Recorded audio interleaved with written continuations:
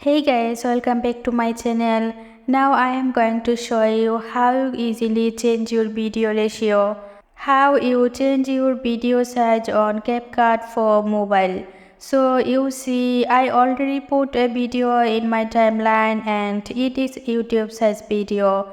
Now I will try for change this ratio. Notice bottom line, here you see ratio option near the effects.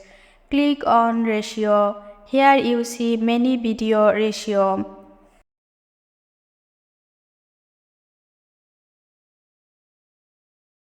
You can use them easily. I want to use this one size. Click on it. Then just use your both fingers to resize your video. Okay, now see video is easily resized. From ratio option, you can easily change your video ratio that you want.